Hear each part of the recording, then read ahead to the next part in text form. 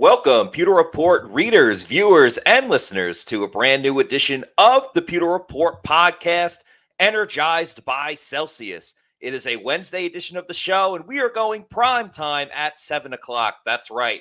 If you didn't know about our new schedule, Monday and Tuesday, we're still going at 4 o'clock, same time as during the season. But Wednesday and Thursday, we are mixing it up just a little bit, moving to 7 o'clock so we can get different people on, so we can reach different audiences that maybe have to work at 4 o'clock and, can have some dinner and then talk some Buccaneers football. So we're going prime time tonight. And I'm your host, Matt Matera.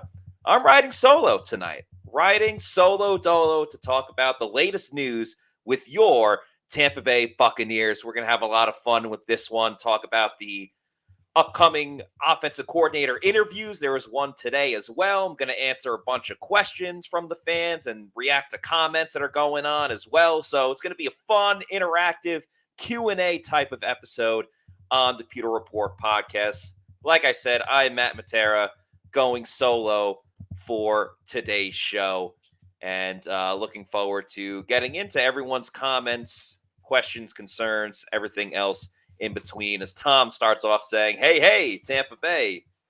A lot of people interested in Keenan McCardell. So that's the big news of the day, as it has been reported, and PewterReport.com reported that Vikings wide receivers coach Keenan McCardell will be interviewing with the Bucs for the offensive coordinator position.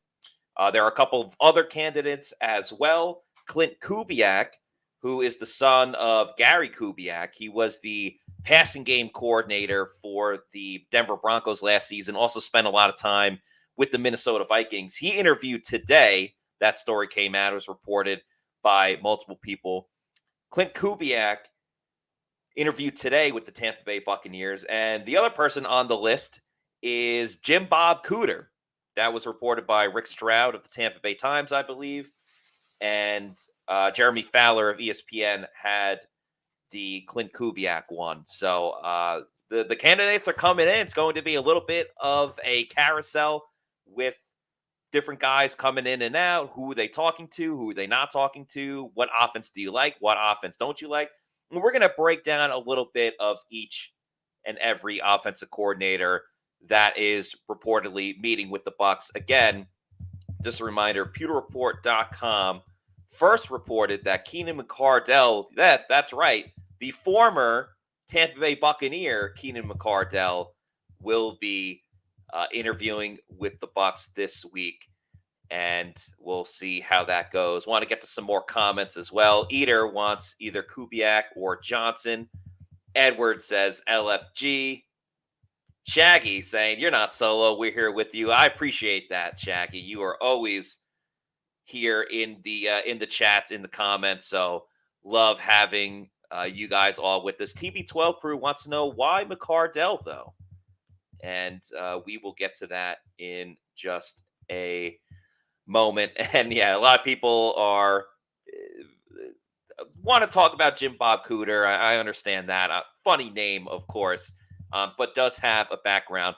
Let's start with Keenan McCardell. That's who Scott Reynolds of PewterReport.com was reporting is in line to interview with the Tampa Bay Buccaneers. For those that don't know, he had a 16-year NFL career. It spanned a long, long time. 16 years in the NFL is commendable at any position, especially wide receiver, where, you're going to get injured all the time. You're going to get absolutely lit up, especially in the day and age when Keenan McCardell played. You're talking about an injury that is much tougher, or just the physical style of play is much tougher to get involved in back then than it is today, where there's a lot more rules for player safety and probably changed for the better. But in McCardell's 16-year career, and we'll get into his coaching history, obviously, as well. In his 16-year career, he played 209 games, had 883 receptions for 11,373 yards and 63 touchdowns. The teams that he played with, obviously he played with the Buccaneers, Believe played with the Jacksonville Jaguars as well. I'm pulling up the list now. There was a lot of them for Keenan McCardell. Let's see. Browns, Jaguars, Bucs, Chargers, and finished his career one season with the Washington Commanders. But the big reason why he is a name that Bucs fans will know was the 2 seasons that he played in Tampa Bay. He made a Pro Bowl one of those years, one of the 2 years that he made the Pro Bowl. The other was with Jacksonville a little bit earlier in his career. But he was part of the 2002-2003 team that won the Super Bowl when they defeated the Oakland Raiders 48-21 to capture the Bucs' first Super Bowl in franchise history. And on top of that, McCardell scored 2 touchdowns in the game. So not only was he a part of that team, a member on the roster, but was a significant contributor to the fact that the Bucs actually won that game by scoring those 2 touchdowns. Why is Keenan McCardell one of the options? I'll get into that in just a moment. Richard Taroka says, we all love Keenan, but does he have scheme to implement? Common Sensei says, be positive, guys. Can't be worse than Byron. And Flash Gordon says, 2 things that Pewter Report has already said about him. He seems to be a good wide receivers coach, talking about Stephon Diggs, and then current Vikings wide receiver star, Justin Jefferson. He's also a little bit of a Gruden alumni. So, yeah, Keenan McCardell actually has had the chance to coach a lot of very talented wide receivers, and clearly the Buccaneers have extremely talented wide receivers with the dynamic duo of Mike Evans and Chris Godwin. We will talk a little bit later about Chris Godwin, who did receive the Ed Block Courage Award, and congratulations to Chris Godwin on that award. But as far as his coaching career goes, he actually began his career coaching wide receivers at the East-West Shrine game. For Bucs fans that don't remember, the East-West Shrine game used to be at Tropicana Fields, where the Rays play their home games, where they have the football event there. It's kind of like the Senior Bowl, but not as high-level prospects, I would say. Not trying to be disrespectful, but I mean, I believe Tom Brady played in the East-West Shrine Bowl. Jimmy Garoppolo did. So there's a lot of talent that played at the Shrine Bowl and went on to have a pretty good career. So definitely talent to pay attention to. And then after coaching that East-West Shrine Bowl, he got hired by the Washington Commanders for the following season in 2011. The next 2 years, he actually coached college football, and that's when Keenan McCardell got to coach Stephon Diggs, who later went on to play for the Minnesota Vikings. But he went to the University of Maryland, was a wide receivers coach for the Terrapins, and got to mold one of the best wide receivers in the game right now. Obviously, Stephon Diggs is in a little bit of hot water because people weren't happy with the way that he reacted after the Bills lost in the playoffs. But you know what? That's an issue for another day. As Richard Smith Jr. says, hire Keenan McConnell. I believe you meant to write Keenan McCardell. That's all right. I struggled with the name a little bit first because you got the small C and the uppercase C. But yeah, I totally hear you. Emily says, hi, Matt. Hi, everyone. So I guess everyone will be walking into new classrooms. Hopefully we get better grades next season. I think the grades on coaches and players aren't going to be great anyway, because they were 8-9 and then 8-10 on the season. But Emily, appreciate the comment. Appreciate everyone that is along in this chat. And of course, if you want to super chat me, you will. I'm the bouncer right now. You super chat me, I will take that tip. You can cut the line and we'll put your comment up. G Vegas says, hi, everyone. Hello, G Vegas. Glad that you are joining us on today's show. So, after McCardell was the wide receivers coach in Maryland, he eventually went on to be a wide receivers coach for the Jaguars, as you see in the pic right here, and then went to the Minnesota Vikings. And the interesting thing, so you'll see it with coaches and turnover where, if the offensive coordinator gets let go, odds are that a lot of the coordinators are going to get let go as well. That's just kind of the nature of the business. A lot of coaches, when they bring in certain guys, if that is considered the guy of that coach, he usually ends up getting let go as well, because when a new coach gets hired, you want to bring in people that you trust, people that you know. It's not necessarily a knock on the coach that formerly was there. I mean, if you have a losing season, then why do you really want to bring in a coach that didn't help your team win? But usually, any GM, any head coach, even offensive coordinators, they want to bring in their own coaches and assistant coaches. So the interesting thing with Keenan McCardell was that he was the wide receivers coach for the Vikings for a couple of years, but he was the coach underneath Mike Zimmer, who was the previous head coach of the Minnesota Vikings, but he got fired after the 2021 season, and they turned to Kevin O'Connell, who is currently the Vikings head coach. They obviously won double-digit games. They clinched their division, but then lost to the Giants in the first round of the playoffs in the Super Wildcard round. What was interesting is that McCardell kept his wide receivers coach job. He was one of the few coaches, maybe the only, that actually held on to his job, even though there was a coaching change at head coach. So clearly, he was doing something right. And of course, he got to be the coach for Justin Jefferson, who is now an MVP candidate, arguably the best wide receiver in the league. I'm going to say he is the best wide receiver in the league. If you want to make a case for a couple of other guys, that's totally fine. But Justin Jefferson has to be in the conversation for that. He's literally, you look at the NFL logo, the graphic for the MVP candidates this year, it's all quarterbacks and Justin Jefferson. So, Keenan McCardell is doing something right if, Justin Jefferson is in the MVP running. And Alex with a comment here. I listened to yesterday's podcast today. The argument was made we should go all in right now again with Brady because the South is weak.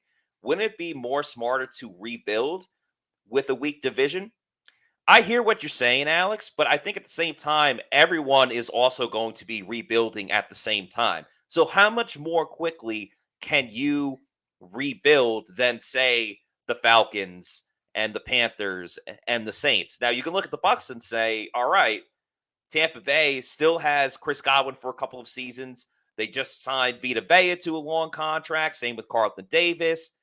But, Mike Evans is on the last year of his deal. The Bucs have to decide what they're going to do with Jamel Dean and Levante David next season with Devin White. So you kind of have the pieces in right now, way more than the Panthers do, way more than the Saints do. So I've seen some of the comments there. Cali Bucks, be nice. Alex, you said it yourself, terrible grammar. That's all right. No worries here. No judgment. So while I do see the fact of, all right, if the Bucs start rebuilding sooner rather than later, then you're going to have a quicker turnaround. But I also think when you have the pieces right now, when you have Chris Godwin and Mike Evans and Ryan Jensen returning at center, yes, you have to fill some of the other holes, like at safety and cornerback, like I was talking about. But you bring Brady back, you have another chance at a Super Bowl. This is a Bucs team that went over a decade before they made the playoffs when Tom Brady came to the team in 2020. Those windows do not open all the time. Rather, they stay closed way more often than they stay open. So why not keep that window open for one more year? I appreciate the question, Alex. That's how I would answer it. Shaggy wants to know, any chance Mike retires? I don't think so. Mike loves playing the game. He's got one more year on his deal. We'll see what type of financial situation the Bucs are in next year when Mike eventually does become a free agent. But there's still a lot of meat left on the bone. He's still a number one receiver in this league. I think he's going to have a bounce back year as well. I mean, there was a lot of, it struggles with Mike this year, dropping some balls, the chemistry with Tom Brady. But I think he's poised for a bounce back year, especially with the new offensive coordinator coming up. Richard Smith says, yes, rebuild. Let Brady go. If we rebuild, we might get one of those top quarterbacks next season. In the draft. Well, there's going to be other people looking for top quarterbacks as well. And with such a bad NFC South, it makes it that much tougher. What does help is that they will have a first place schedule because they won the NFC South. So I think there is weight to that. But, Todd Bowles, this is his last chance at being a head coach. If he fails with this team this year, sadly, the odds are he's probably not going to get a third opportunity to be a head coach when you look at his resume of the 2 times he was a head coach with the Jets and then with the Bucs. Failure for a lot of the time. So that's going to be really, really difficult to kind of overcome with that situation for Todd Bowles. And I hope it doesn't happen. He's a good guy. I think he can turn the team around. And this is going to be his best opportunity to do so. By the way, speaking of opportunities, this is a great opportunity for you to try out the new drink by Celsius Energy Drinks. It is the Fantasy Vibe. That's right. They have a new flavor. They got the sparkling lemon lime as well. Go to the store locator, find out where you can get a Celsius near you at your local bodega. Go to the bodega, get the new Fantasy Vibe drink, and then when you know you love the new drink and all the other flavors of Celsius Energy, go to Amazon, click on the subscribe and save, and have it sent to your house or apartment every week, month, quarterly, whenever you want. Get the new drink, Fantasy Vibe, at Celsius Energy Drinks. Hashtag Celsius Live Fit. Hashtag Celsius. Let's get to a couple of more comments as well. Appreciate everyone in the comments. Charlie says, it almost can't get worse on offense. So if Brady comes back, then the Bucs should almost just get better if the Bucs just stay healthy and be a higher seed with more wins. Yeah, you got to remember, Ryan Jensen will be fully healthy this year. Chad Williams, people don't understand that Bowles, Mike, Godwin, etc. aren't just going to tank for the number 1 pick. That doesn't happen. Yeah, that's a great point, Chad. And I actually said this on yesterday's show as Football Fan says, hello, all. Or I said it on a recent show. We do a lot of shows, so sometimes they kind of blend together. I have a blast every single time with the Pewter people. But on a recent show, I was saying, I think we were talking about the Levante David situation of does Levante David still want to play? That's the first check. If he wants to continue playing, does he want to be with the Bucs? Because if Brady doesn't return and say another team that made the postseason last year wants to give him a contract, I think it would be tough for Levante to turn that down when he gets a fair amount of money. Like, let's remember, Levante got, what was it? Got $12.5 million last year. I think the Bucs can't afford to give him that much again. They would probably hope he gets around $8 million. But if Levante sees somewhere else where he can get that Bobby Wagner deal of $10 million, he might be like, hey, I love my time in Tampa. I'll be back for the Ring of Honor ceremony, but I want to get another Super Bowl ring and add to my legacy. Because what's been the legacy of Levante David for almost all of his career is that he's extremely underrated and never got the highlight look at him because Tampa Bay wasn't that successful. So that's one thing with Levante. And to your point, Chad, Mike Evans, Chris Godwin, they went through the losing seasons. They saw what it took to win, and they won games, and they felt that excitement that comes with winning and winning a championship and the buzz around the city. And it was even heightened, 15 times more than that because the Lightning won 2 in a row. The Rays went to the World Series. They ended up losing, but still, you had a lot of winning in Tampa. The Bucs contributed to that. You bring in Tom Brady, brings a whole new set of eyes. I don't think they want to go back to, the other things that they've seen in this career with Tampa Bay. The clock's ticking for both of them, unfortunately. There's still plenty of time. There's a lot of juice. There's a lot of meat left on that bone. So, don't worry just yet, but they're not going to sign up to go 3-14. That's not what Mike Evans wants to do. So it's really tough to convince those guys that, hey, this is the plan moving forward. Football Fan says, how long do you think it is going to take for them to hire an offensive coordinator? I think it's going to take quite a while. They're going to do their due diligence. Obviously, it's a little bit of a race because they have 7 or 8 other teams in the NFL right now that are also looking for an offensive coordinator. So it's not just like the Bucs can go to the offensive coordinator supermarket, look at every single item and say, okay, I'll take that one, or I'll take that guy. That's not the case. There are many other teams, such as the Baltimore Ravens, that are looking for their own offensive coordinator as well. So let's get into the next offensive coordinator, the man that interviewed with Tampa Bay today, and that is Clint Kubiak. And I think a lot of people are not totally certain about this because you see Clint Kubiak, and he was the passing game coordinator for the Broncos last season, and everyone knows how bad it went for the Denver Broncos in Nathaniel Hackett's only season with Denver. He got fired after 15 games. But I'm here to tell you that this is not the case with Clint Kubiak. There is much, much more to the story than what you think when you think with him. He spent a lot of time. First of all, he's the son of a coach. Obviously, Gary Kubiak was the head coach for the Houston Texans for quite a while. He was the head coach for the Denver Broncos for a bit. So he learned the offense under his dad. And this type of offense that Gary Kubiak ran, the type of offense that Clint Kubiak is running is, as Rich says, Gary Kubiak's son? Yes. Clint Kubiak is the son of Gary Kubiak. But the type of offense that Clint Kubiak runs is not what was being ran in Denver under Nathaniel Hackett. Clint Kubiak runs much, much more of a Kyle Shanahan type of offense.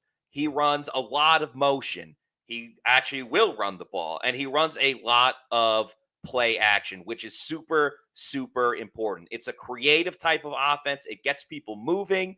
It gets teams and opponents thinking about what the offense is going to do. It's not stationary. It's not bland. There's actually moving parts to it.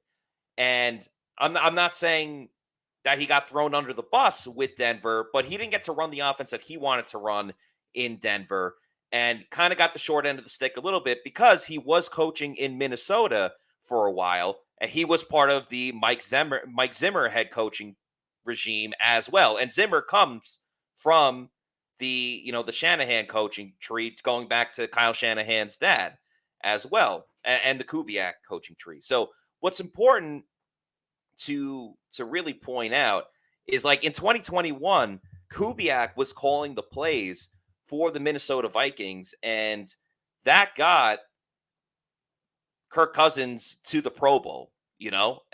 Kirk Cousins, you could say a lot about him, but to get him to the Pro Bowl, the offensive coordinator had to be doing something right.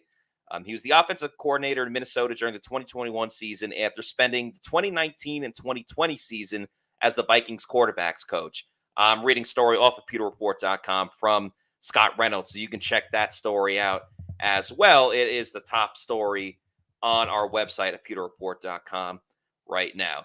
His father, Gary Kubiak, was the former Texans head coach and Broncos head coach, also serving in a couple of places. Kubiak grew up in his father's offense, which is from the Mike Shanahan system, where Gary Kubiak served as the Broncos offensive coordinator from 1995 to 2005. The Shanahan-Kubiak offense features a lot of outside zone runs. Think about that, Bucs fans. Going to the outside, using speed, uses play action passes. Think about that, Bucs fans. Actually doing what works best for your team. The Bucs are one of the best play action teams in the league. They did not use it enough. And they use bootlegs and misdirection. Maybe Tom Brady's not going to be using a bootleg because he's not crazy mobile, but misdirection, that can be used. It's similar to offenses run by Kyle Shanahan in San Francisco and Mike McDaniels, a Shanahan disciple, in Miami. Under Clint Kubiak in Minnesota, the Vikings averaged 362.8 yards per game, which ranked 10th in the league, and averaged 25 points per game, which ranked 13th in the NFL. And then Kirk Cousins, like I said, made a Pro Bowl. 66.3% of his passes were completed for 4,221 yards with 33 touchdowns and 7 interceptions. Pro Bowl rookie Justin Jefferson caught 108 passes for 1,616 yards and 10 touchdowns, while Adam Thielen contributed 67 receptions for 726 yards and 10 touchdowns as well.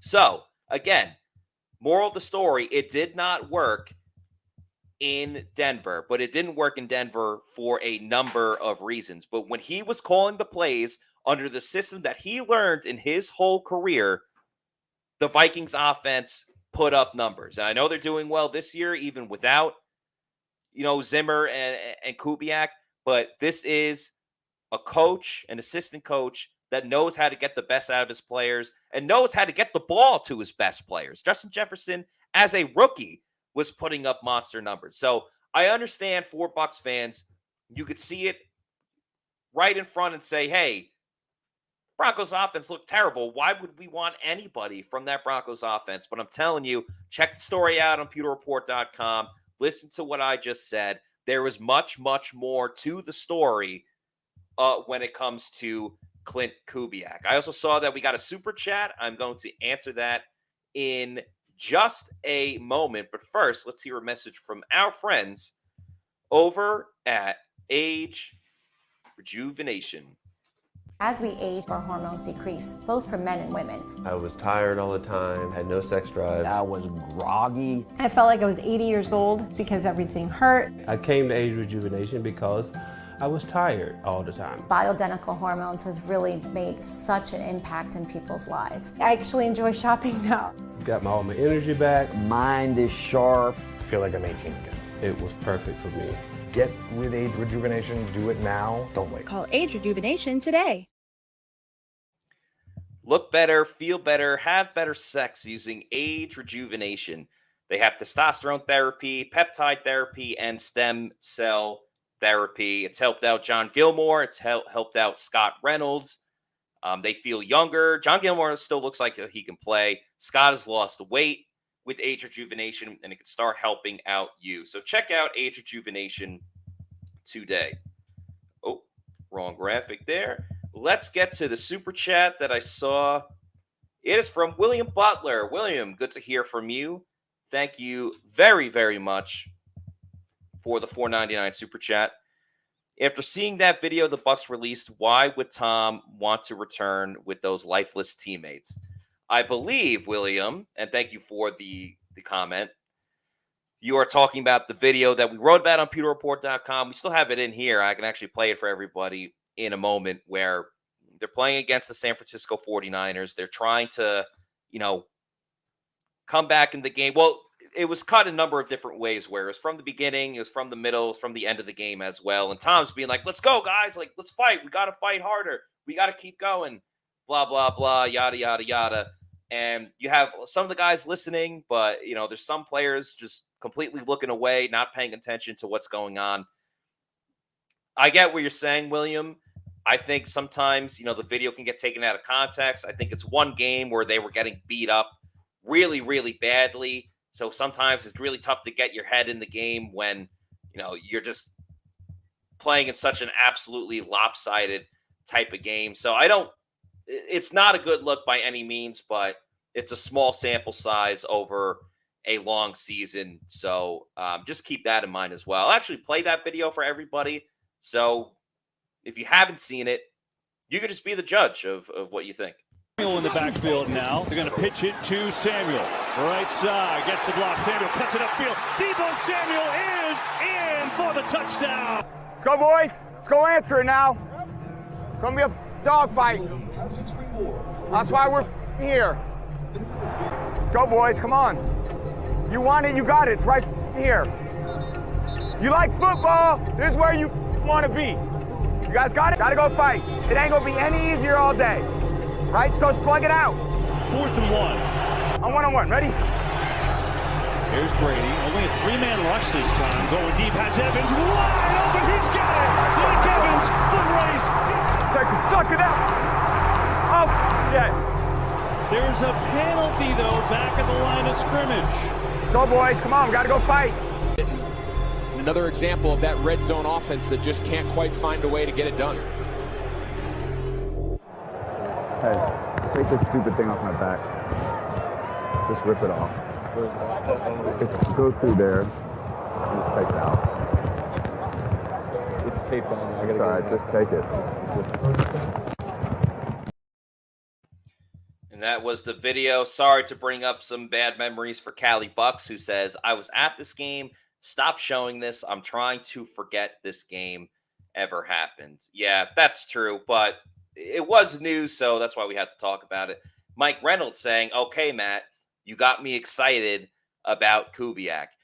I just want to lay out all the information for everybody because sometimes on paper things could look good or bad, but there's actually a lot more to it. And I think that's the case with Clint Kubiak. So just keep an open mind. There's going to be a lot more coordinators or coaches that get interviews with the Bucs and other teams. And you might say to yourself, wait, what? Why would they hire that guy? That doesn't make any sense.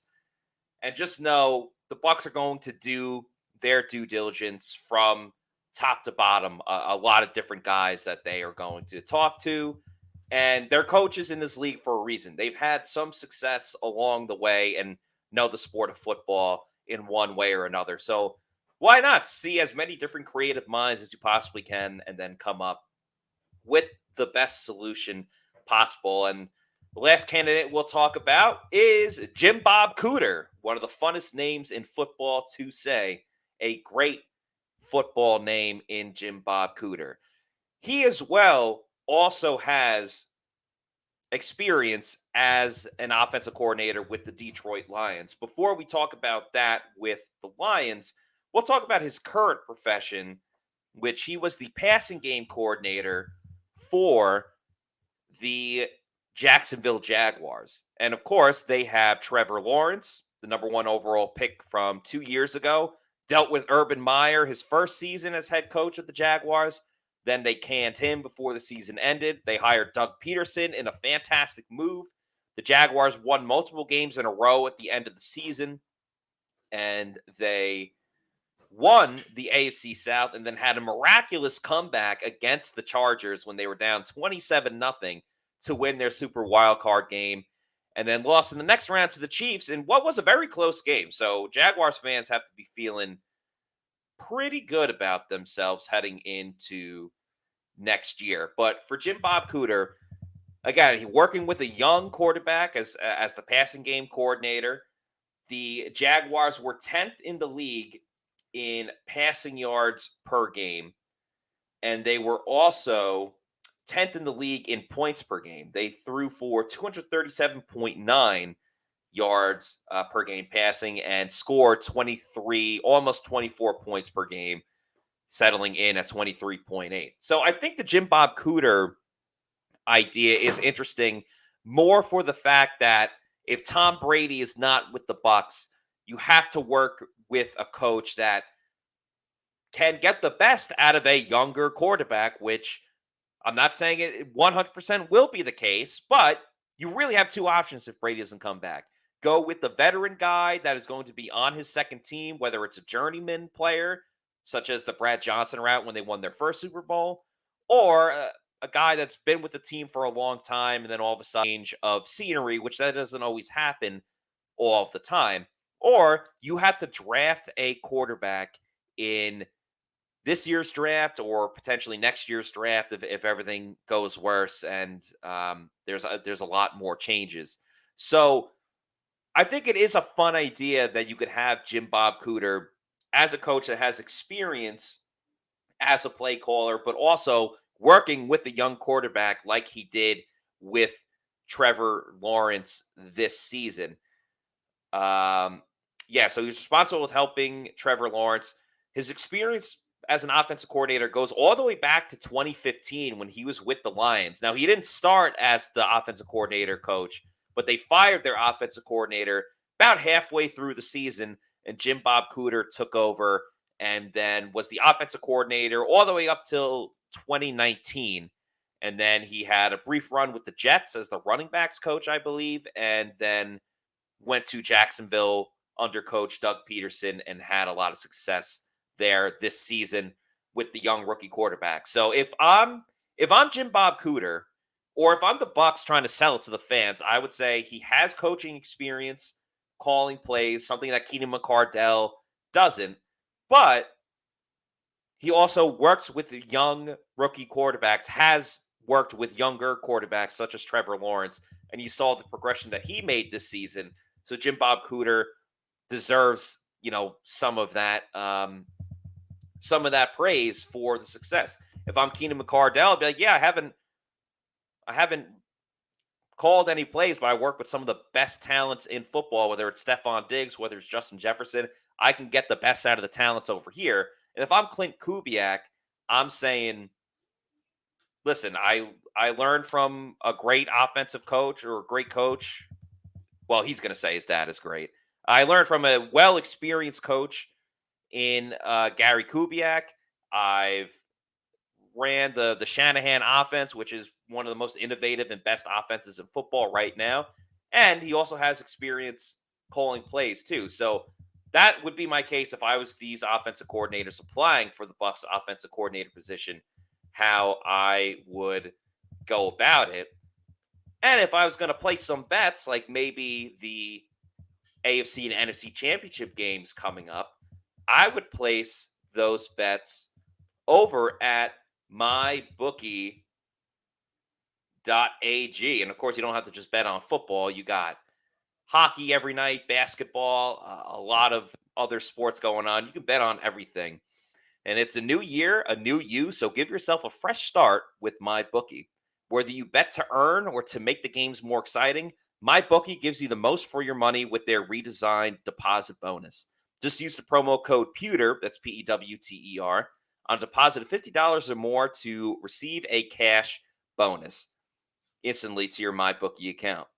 Using the bonus is simple. Bet your deposit amount just once and you're ready to cash out. It's no strings attached with MyBookie. Bet on the NFL, the UFC, or play for a share of big cash prizes in the weekly online blackjack tournament. With so many brands to choose from, you need a platform that makes it simple to bet and win like MyBookie. Bet anything, anytime, anywhere with mybookie.ag. Even if you learn from Plant City Math, you know that is a heck of a deal. And you could also add $1,000 in your first deposit bonus for free using the promo code Pewter. That is Pewter. There's another topic I want to talk about tonight that is not offensive coordinator related. It does have to do with a player on the Tampa Bay Buccaneers, and that is wide receiver Chris Godwin. For those that may not know, Chris Godwin today was awarded, he's the Bucs nominee. He was selected as the Ed Block Courage Award winner.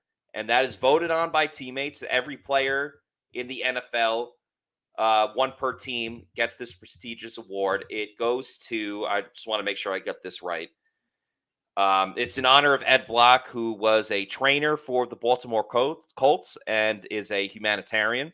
And the award is meant to symbolize professionalism, strength, and dedication, along with acting as a community role model. And they want to give it to someone that best exemplifies sportsmanship and courage. So you talk about courage, dealing with adversity. I don't think there's a better recipient than Chris Godwin to represent the Bucs to win this award. So congratulations to Chris Godwin on getting voted on by his teammates to win the Ed Block Courage Award. And if you don't know, you probably do know if you're watching this podcast tonight.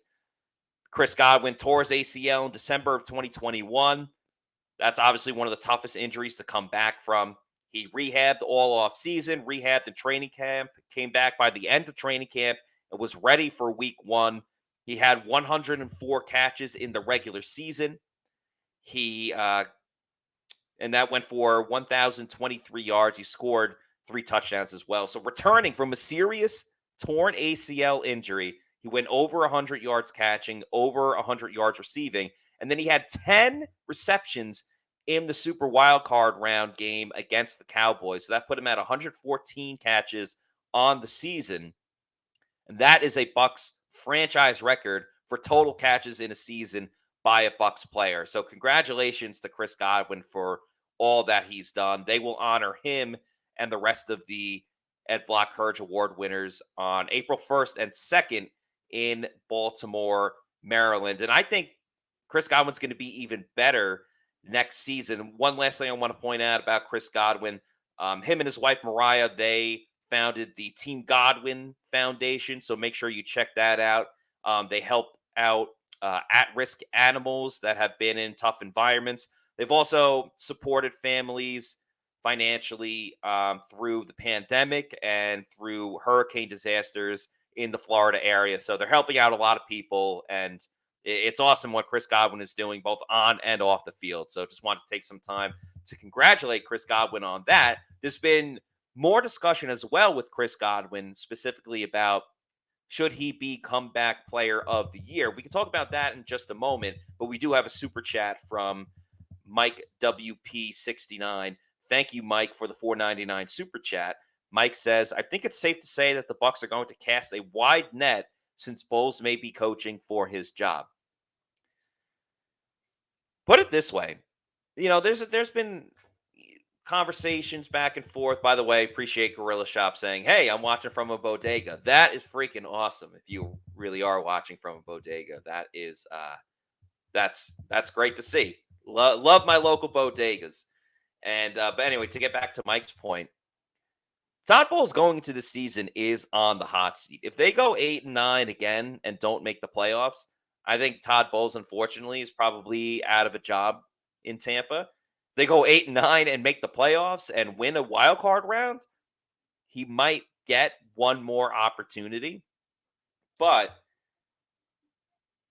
they're not going to, the Glazers, the whole organization, they are not going to settle for anything less than a winning team, really.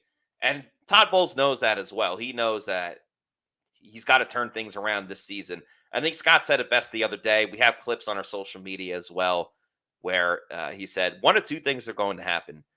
Todd Bowles is going to turn the ship around. They are going to win the division much more convincingly than they did, this year. And the culture is still going to be fine and everybody is going to play better. Or this thing is going to go down in flames and the Bucs are going to have a top 10, a top 5 draft pick, and the naysayers will have their day saying that, okay, now the Bucs can go get a new quarterback. So I, without question, agree with that. I think one or two things is going to happen as it pertains to Todd Bowles and Chris Godwin the Todd Bowles when it comes to if the team is going to stick with him following the 2023 season that is coming up. I want to get to, I was looking up the finalist for the Comeback Player of the Year award. I know it was Geno Smith.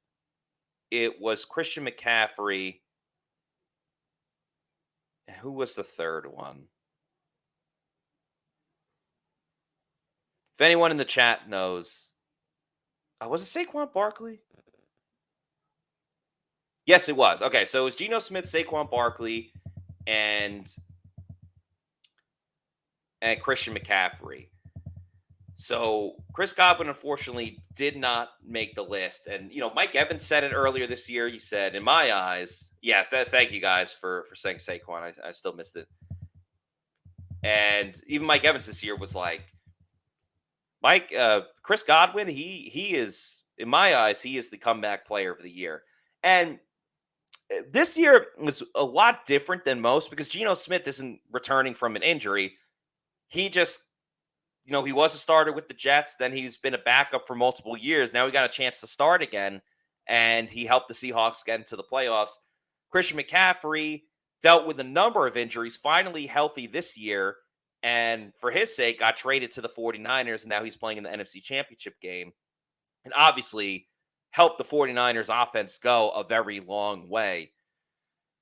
And then Saquon as well, same thing. Dealt with a number of injuries, came back this year, looked like the Saquon that entered the league in his first or second season and was really just an all-time running back. Him and Daniel Jones really helped get the Giants with that offense, and Coach Brian Daboll really kept it going, got them to the second round where they got absolutely smoked by the the Eagles, who are playing the 49ers in the NFC Championship game. It's the only thing I don't understand, and those guys are all worthy candidates. What I don't understand is how come the MVP has 5 people, all quarterbacks and Justin Jefferson? Why can't comeback player of the year have that as well? The Heisman had like 4 candidates. Why not? Like, Chris Godwin should at least be in the conversation. If you want to say that he's not going to win it, fine. You can make a case for the other guys. But what Chris Godwin did, I mean, everyone saw the hit that he had. That was a nasty, nasty injury. And he's a guy that still goes out. He's one of the toughest players on the Bucs. He can still break tackles. Maybe he didn't have the yak that he had a year ago, but the Bucs relied on him a lot. They got him the ball quickly, a lot of screen games. I know the Bucs want to get away from that screen game, or Bucs fans want to see that, I should say, because a lot of the screens went nowhere. But you can be effective with the right amount of screens. But what Chris Godwin did, 104 catches in the regular season, 114 with a 10 playoff game reception rate in the Super Wild Card round, getting over 1,000 yards. Like, he deserves a lot of respect, and Chris Godwin absolutely deserves to be in the conversation for comeback player of the year. If you want to say he's not going to win it, you can make a case for Geno Smith. You can make a case for Saquon Barkley, but at least let Chris Godwin be in that conversation, because he worked his ass off to get to that part, to get to that point. He deserves to be with some of the other top players in the league, and he deserves to get that recognition. I'm happy he's getting the Ed Block Courage Award. Want to congratulate him for that, but he should also be in the same tweet that the NFL puts out when it says Geno, when it says Saquon, when it says Christian McCaffrey, because Chris Godwin is just as deserving as the rest of the candidates. Chris Gold says, because the NFL hates the Bucs. Grizz saying, in my opinion, it's either Chris or Geno. Yeah, you can make a case for really any of the candidates. I would probably say Geno, just because his career arc is absolutely crazy. If you want to give the Saquon to, that's fine. Yeah. It is just opinion, though. It does come down to a couple of voters. What is a fact, though, and not an opinion, an absolute fact, is you got to rock with the Arctic Vibes as well. I know we talk about the fantasy vibes, but the Arctic Vibes are one of the best energy drinks that you will absolutely find over at Celsius.com, or, you can find it around places near you. 7 essential vitamins. I love the Arctic Vibe. It's one of my favorite flavors that you can get. 7 essential vitamins, like I said, 0 sugar or preservatives. And you don't get that post-energy drink crash that you would get with, other products out there. Just lets you go, do your thing, gives you that essential energy to get you through your day. There's a lot more other products as well, and flavors, from the sparkling wild berry to the peach mango to the strawberry kiwi guava. So check out Celsius today. Start drinking it. Hashtag Celsius Live Fit. Hashtag Celsius Energy. That's about going to wrap it up for me today. We're going to have 2 guests on the show tomorrow, along with myself. It'll be Josh Capo, our guy from PewterReport.com, and Adam Slavon as well. So I appreciate everybody that was in the chats with me today as I was riding solo. We got a lot coming up. We are going to talk about Bucs free agency. And, of course, we are going to preview on Monday, the Senior Bowl, because we are heading to Mobile, Alabama. We have a whole crew of writers from PewterReport.com going to Mobile, Alabama, including myself and Scott Reynolds. And we're going to talk about the prospects that could fit well for the Bucs. Prospects we'll be watching that weekend. It's going to be a ton of fun. So we got a show tomorrow at 7 o'clock prime time again on Thursday. And then all week, next week, Monday through Wednesday, we will have shows at 7 o'clock for the Senior Bowl. And then on Friday of next week, we will have one at 4 o'clock to recap everything that we saw. But once again, want to say thank you to everybody that watched tonight's show. And we will see you tomorrow for another edition of the Pewter Report podcast. Peace out.